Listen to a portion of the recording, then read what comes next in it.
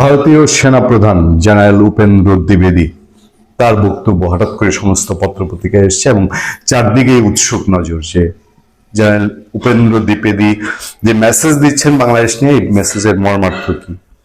এখন পর্যন্ত এক চোখে দেখলে মনে হবে যে হ্যাঁ, অল ইজ ওয়েল, সবকিছু ঠিকঠাক আছে। বাংলাদেশের সেনাবাহিনী, বাংলাদেশের নৌবাহিনী, বিমান বাহিনীর সঙ্গে ভারতের শেয়ারিং ভালোভাবে চলছে। ভারতের সেনাবাহিনীর সঙ্গে আমাদের সেনাবাহিনীর যোগাযোগ আছে, আমাদের সেনাবাহিনীর ডেভেলপমেন্টের জন্য কাজ চলছে, ভারতের সেনাবাহিনী ডেভেলপমেন্টের কাজ চলছে। কিন্তু কোথাও কোথাও কিছু কিছু মেসেজ একটু কি ভাবাতে বাধ্য করে বা একটু কি চিন্তিত করতে বাধ্য করে। জেনারেল দ্বিবেদী এর আগে তিনি স্পষ্টতই বলেছেন যে বাংলাদেশের সাথে ভারতের যে উত্তেজনা, যে প্রবলেম চলছে, এটা নির্বাচিত সরকার না আসলে এটা কোনোভাবেই মিনিমাইজ হবে না এবং এটা সমঝোতায় আসবে না। এবং তিনি বলছেন যে এই মানে তাদের ইঙ্গিতটা অনেক এরকম যে এই অনির্বাচিত সরকার, এবং আজকেও তিনি যেসব কথাবার্তা বলেছেন যে অনির্বাচিত সরকারের সাথে তারা আসলে খুব বেশি আশাবাদী কিছু না। আমরা চলুন সরাসরি একটু জেনারেল দ্বিবেদীর বক্তব্যগুলোর দিকে নজর দিই। দ্বিবেদীর বক্তব্য সমস্ত পত্রপত্রিকায় প্রায় একইভাবে এসছে, যেখানে বলা হচ্ছে ভারতের সেনাপ্রধান জেনারেল উপেন্দ্র দ্বিবেদী বলেছেন বাংলাদেশের চলমান পরিস্থিতির উপর নয়াদিল্লি নিবিড়ভাবে নজর রাখছে এবং কোন ধরনের ভুল বুঝাবুঝি বা ভুল ব্যাখ্যা এড়াতে দুই দেশের সামরিক বাহিনীর মধ্যে যোগাযোগের সব চ্যানেল খোলা রাখা হয়েছে। মানে ধরেন যে এখানে পাকিস্তান প্রীতির কথা এসছে বাংলাদেশের, হ্যাঁ, শব্দটা পাকিস্তান প্রীতি ব্যবহার হয়নি, এসছে, কিন্তু দুই দেশে যে যে ঘটনা ঘটছে যে কোনো সময় ভুল বোঝাবুঝি তৈরি হতে পারে। সেই ভুল বোঝাবুঝি যেন না হয়, দুই দেশের এই সামরিক মেকানিজম, তাদের যেসব চ্যানেল আছে সেই চ্যানেলে যোগাযোগ রাখছেন। নয়াদিল্লিতে সেনাবাহিনীর বার্ষিক সংবাদ সম্মেলনে এক প্রশ্নের জবাবে এই জেনারেল দ্বিবেদী এমন মন্তব্য আসে। একজন সাংবাদিক প্রশ্ন করতে গিয়ে বলেন, বাংলাদেশের সঙ্গে পাকিস্তানের সম্পর্কের যে নতুন সমীকরণ, সেটা ভারতের জন্য হুমকি হিসাবে দেখা হচ্ছে। ভারতীয় সেনাবাহিনী বিষয়টি কিভাবে দেখছে? মানে আমরা যদি সোজা করে বলি আপনাদেরকে যে বাংলাদেশের সাথে পাকিস্তানের নতুন যে দহরম মহরম, এই দহরম মহরমটা অনেকেই দেখছেন যে বাংলাদেশ ও পাকিস্তান হয়ে যাচ্ছে ভারতের ক্ষেত্রে। তো সেইটার উত্তরে জেনারেল দ্বিবেদী তিনি বলেন, প্রথমত বাংলাদেশের খুবই কূটনৈতিক উত্তর, সেনাপ্রধান হিসেবে যেরকম উত্তর দেওয়া লাগে, প্রথমত বাংলাদেশের ক্ষমতায় কি ধরনের সরকার রয়েছে তা আমাদের জন্য বোঝা গুরুত্বপূর্ণ। মানে মিন করছেন যে এখানে তো একটা অনির্বাচিত সরকার আছে। যদি এটি একটি অন্তর্বর্তী সরকার হয় তাহলে দেখতে হবে তারা যে পদক্ষেপগুলো নিচ্ছে সেগুলো আগামী 4-5 বছরের জন্য নাকি কেবল আগামী 4-5 মাসের জন্য। খুব ইঙ্গিতপূর্ণ। ধরেন বাংলাদেশে এখন যেগুলো করছে, আগামী নির্বাচিত সরকার যেই ক্ষমতায় আসুক, ধরেন সেই নির্বাচিত সরকার যদি এই ধারাই বজায় রাখে তাহলে ভারতের দেখার দৃষ্টিভঙ্গি পার্থক্য হবে, অন্যভাবে দেখবে।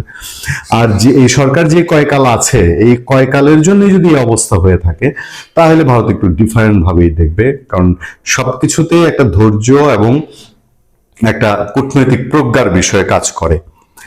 আমাদের বিবেচনা করতে হবে এখনই আমাদের কোন তাৎক্ষণিক প্রতিক্রিয়া জানানোর প্রয়োজন আছে কিনা, মানে ইনস্ট্যান্টলি ভারত কোনো ডিসিশন নিবে কিনা। তিনি বলেন, দ্বিতীয়ত এই মুহূর্তে তিন বাহিনী তাদের যোগাযোগের সব চ্যানেল পুরোপুরি খোলা রয়েছে। মানে সেনাবাহিনী, বিমান বাহিনী, নৌবাহিনী, তারা তাদের মতো করে সব চ্যানেল যোগাযোগ রেখেছে। ভারতীয় সেনাবাহিনীর একাধিক যোগাযোগ চ্যানেল সক্রিয় রয়েছে। খেয়াল করবেন, ভারতীয় সেনাবাহিনী একাধিক চ্যানেল সক্রিয়, যোগাযোগের চ্যানেল সক্রিয় রয়েছে একাধিক। এরপর তিনি বলছেন, এবং আমি সেখানে তাদের সেনা প্রধানের সঙ্গে নিয়মিত যোগাযোগ রাখছি। তিনি এই কথাটা আগেও বলেছেন। একইভাবে অন্যান্য চ্যানেলের মধ্যেও আমরা যোগাযোগ বজায় রাখছি। মানে শুধু নিয়মিত যোগাযোগ চ্যানেল না, অন্যান্য চ্যানেলের মাধ্যমেও তারা যোগাযোগ রাখছে। আমরা সেখানে একটি প্রতিনিধি দল পাঠিয়েছিলাম। এটা একটা নতুন খবর জানা গেল যে ভারতের দিক থেকে বাংলাদেশে একটা প্রতিনিধি দলও এসেছিল, যারা মাঠ পর্যায়ে সংশ্লিষ্ট সবার সঙ্গে সাক্ষাৎ করেছে। একইভাবে নৌবাহিনীর প্রধান এবং বিমান বাহিনীর প্রধানও কথা বলেছেন।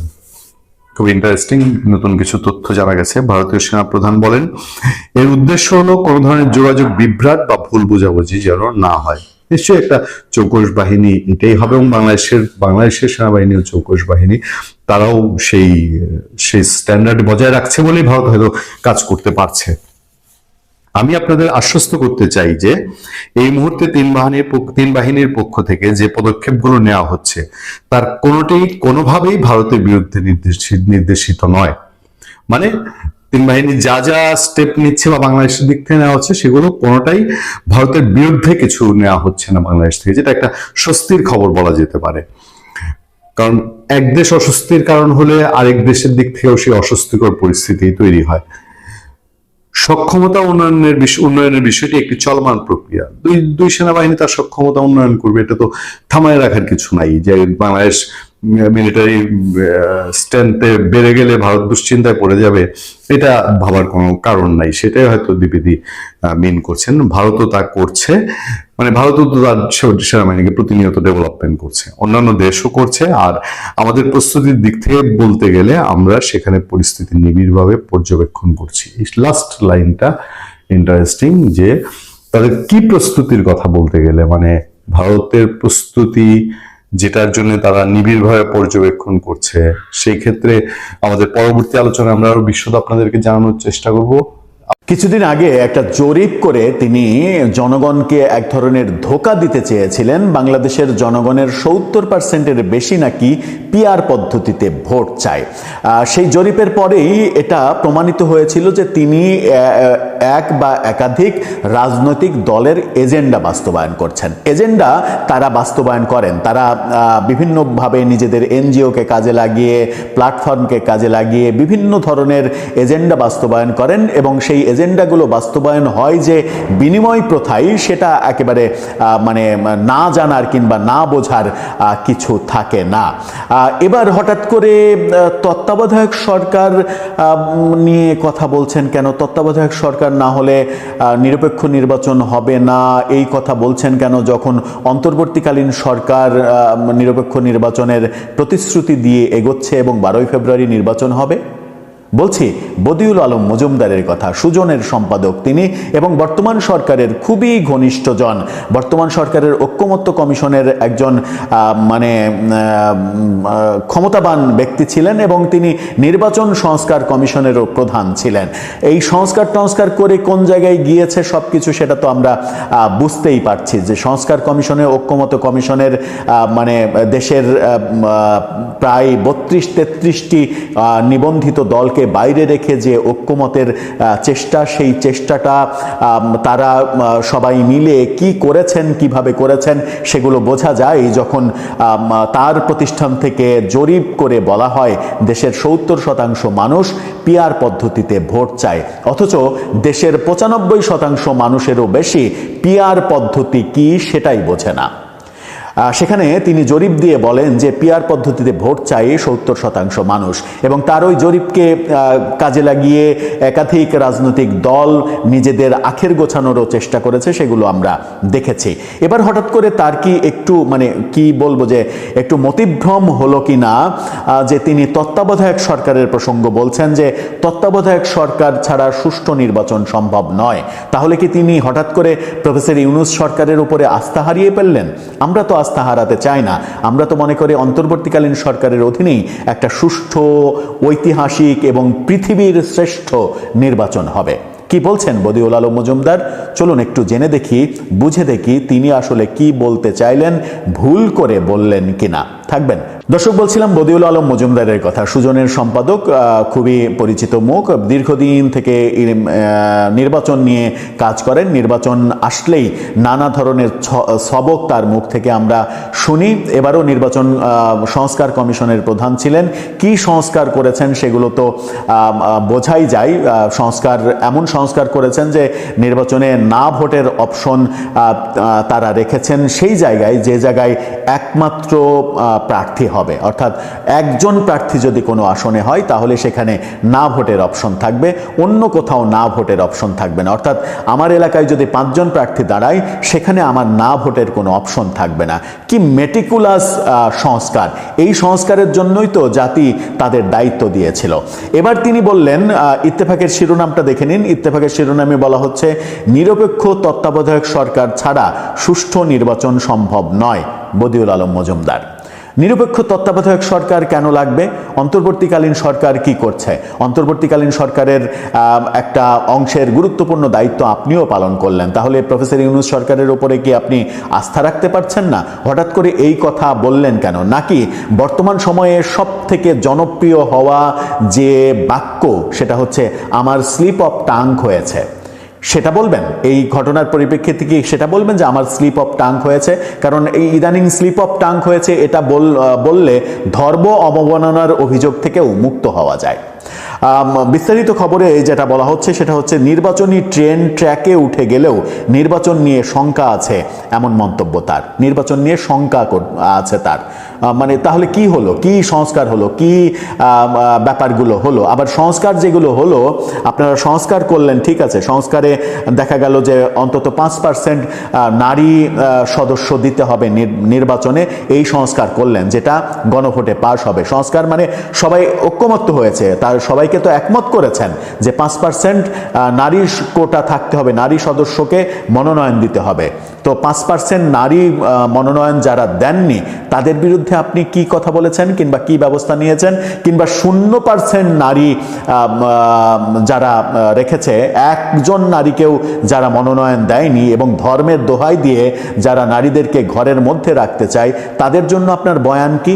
এখনকার মানে অন্তত 33টি দল নারীদের একজনকেও মনোনয়ন দেয়নি, তাদের জন্য আপনার বয়ান কি, ফতুয়া কি? তাহলে সংস্কার করে লাভ হলো কি?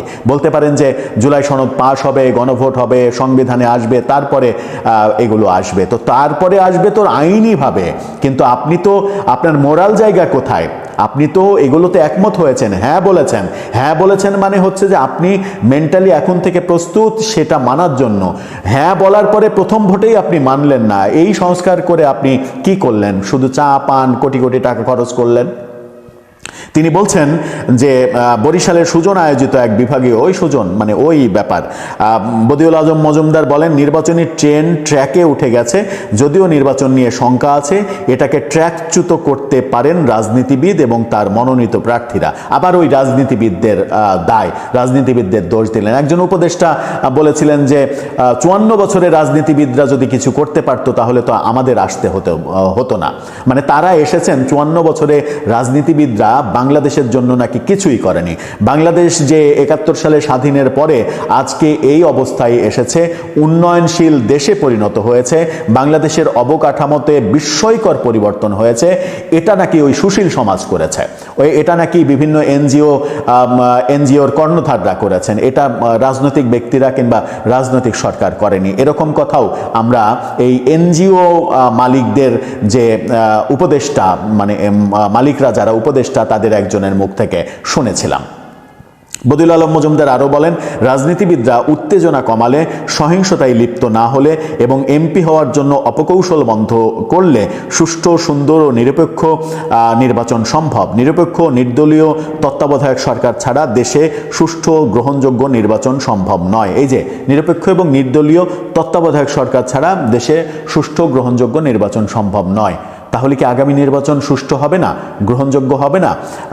মানে আপনি আগেই বলে দিচ্ছেন আগামী নির্বাচন গ্রহণযোগ্য হবে না, সুষ্ঠু হবে না, নিরপেক্ষ হবে না। আর নিরপেক্ষতার বাণী যখন আপনি শোনাচ্ছেন, নিরপেক্ষতার ফতোয়া যখন আপনি দিচ্ছেন, তখন আপনার প্রতিষ্ঠান সুজন থেকে যে জরিপ আপনি করলেন যে 70% মানুষ এদেশের পিআর পদ্ধতিতে ভোট চায়, সেটা কি নিরপেক্ষ ছিল? সেটা কি অনেস্ট ছিল? বাংলাদেশের 70% মানুষ পিআর পদ্ধতিতে ভোট চাও তো অনেক দূরের কথা, বাংলাদেশের 10% মানুষই কি পিআর পদ্ধতি কি সেটা বোঝে? বাংলাদেশের 10% মানুষ তো গণভোট কি সেটাই বোঝে না। বাংলাদেশের 5%-এর নিচে মানুষ গণভোটে যে আপনি ব্যালট দিবেন, সেই ব্যালটের 4টা পয়েন্ট পড়ে হ্যাঁ ভোট দিব না না ভোট দিব এটা বোঝার ক্ষমতা নেই বাংলাদেশের 5% মানুষের। আপনি বলতে পারেন বাংলাদেশে তো 60%, 70% মানুষ শিক্ষিত। হ্যাঁ শিক্ষিত, শিক্ষিত যে নাম সই করতে পারা এই হিসাবে শিক্ষিত, কিন্তু বাংলাদেশে 5%-এর বেশি মানুষ আপনি খুঁজে পাবেন যারা বুদ্ধিমান, যারা যাদের হাতে ওই ব্যালটটা দিলে 4টা যে পয়েন্ট লেখা থাকবে সেই 4টা পয়েন্ট পড়ে কনফিউজড না হয়ে 4টা পয়েন্টেরই একটা উত্তর হ্যাঁ অথবা না এটা দিতে পারবে। দিতে পারবে? আপনি নিজেও কি 4টা পয়েন্ট, আপনাকে যখন 4টা কথা বলা হবে 4টা কথাই বলতে হবে যে একই উত্তর দিতে হবে, কোনোটাতে হ্যাঁ কোনোটাতে না এটা দেওয়া যাবে না, 4টারই হয় হ্যাঁ দিতে হবে, তা নাহলে 4টারই না দিতে হবে। মানে সাংবাদিক মাসুদ কামাল আজকে একটা টক শোতে একটা উদাহরণ দিয়েছেন যে আপনি আমাকে একটা খাবারের টেবিলে অনেকগুলো খাবার দিয়েছেন, ভাত দিয়েছেন, বিরিয়ানি দিয়েছেন, রুটি দিয়েছেন, ফিরনি দিয়েছেন, পায়েস দিয়েছেন, মিষ্টি দিয়েছেন, রোস্ট দিয়েছেন, খাসির রেজালা দিয়েছেন, সাথে মদও দিয়েছেন। এখন সবগুলো দিয়ে মানে আপনি বলছেন হয় সবগুলো খাবেন অথবা একটাও খাবেন না, অথচ ওখানে আমার খাসির রেজালাটা খুবই পছন্দের, আমি খাসির রেজালা খেতে পারবো না যদি আমি মদটা না খাই। সবগুলো খেতে হবে অথবা একটাও খাবেন না, এটা কি কখনো হতে পারে? এই সংস্কার আপনারা করলেন এবং এই সংস্কার করে আপনারা আজকে ক্রেডিট নিতে চাচ্ছেন এবং এখন এসে বলছেন কি তত্ত্বাবধায়ক সরকার না হলে গ্রহণযোগ্য নির্বাচন হবে না। তাহলে কি প্রফেসর ইউনূস সরকার ব্যর্থ? এটা তো তত্ত্বাবধায়ক সরকার না, এটা তো অন্তর্বর্তীকালীন সরকার এবং সুপ্রিম কোর্টের রেফারেন্সের মাধ্যমে এই সরকার বিশেষভাবে দায়িত্ব পালন করছে। তত্ত্বাবধায়ক সরকার যেটা সংবিধানে ফিরে এসেছে উচ্চ আদালতের রায়ে, সেই তত্ত্বাবধায়ক সরকার ব্যবস্থায় তো আপনারা এবার যেতে চাইছেনই না। পরবর্তীতে চতুর্দশ সংসদ নির্বাচনে তত্ত্বাবধায়ক সরকার আসবে সেই সিদ্ধান্ত নিয়ে এসেছেন কোর্ট থেকে। তাহলে কি বোঝাতে চাচ্ছেন আপনারা আর কি বলতে চাচ্ছেন? তত্ত্বাবধায়ক সরকার ছাড়া যদি নিরপেক্ষ নির্বাচন সম্ভব না হয় তাহলে কি আমরা যারা সাধারণ জনগণ আগামী নির্বাচনে ধোঁকা খেতে চলেছি? আপনারা কি ধোঁকা দেওয়ার প্ল্যান করছেন? কিংবা এই যে বক্তব্যটা বললেন এই বক্তব্যটার পরে এই বক্তব্যটাকে আপনি ভুলে বলেছেন, নাকি এই বক্তব্যটা নিয়ে যখন সমালোচনা হবে তখন আপনি বলবেন আমার স্লিপ অফ টাং হয়েছে? আমি আসলে ওটা বোঝাতে চাইনি। ওই যে মানে হবিগঞ্জের সেই বৈষম্য বিরোধী নেতার মতো তিনি বলছেন আমি এসআইকে পুড়িয়ে দিয়েছি, আমি থানা পুড়িয়ে দিয়েছি, আর তার উকিল বলছেন তিনি বলতে চেয়েছেন যে এসআইকে যারা পুড়িয়ে দিয়েছে, থানা যারা পুড়িয়ে দিয়েছে তাদেরকে আমি ঠেকাতে গিয়েছি। মানে আপনি পরবর্তীতে যুক্তি হিসেবে এটা বলবেন যে আমি আসলে অন্তর্বর্তীকালীন সরকার এটা বোঝাতে চাইনি, এটার মাধ্যমে আমি বোঝাতে চেয়েছি, মানে তত্ত্বাবধায়ক সরকার এটা বলতে চাইনি, এটার মাধ্যমে আমি বোঝাতে চেয়েছি প্রফেসর ইউনূসের এই সরকার ছাড়া নিরপেক্ষ নির্বাচন সম্ভব নয়। মানে একটা ঘটিবুঝ দিয়ে দিবেন, আমরা ঘটিবুঝ মেনে নেব, যেমন আপনি ঘটিবুঝ দিয়েছিলেন এদেশে 70% মানুষ পিআর পদ্ধতিতে ভোট চায়। অথচ আপনার মতো সুশীল সমাজ ছাড়া পিআর পদ্ধতি কি সেটাই ঠিকভাবে বোঝে না মানুষ। দর্শক, আপনার মতামত জানিয়ে এ ব্যাপারে লিখতে পারেন আমাদের কমেন্ট বক্সে।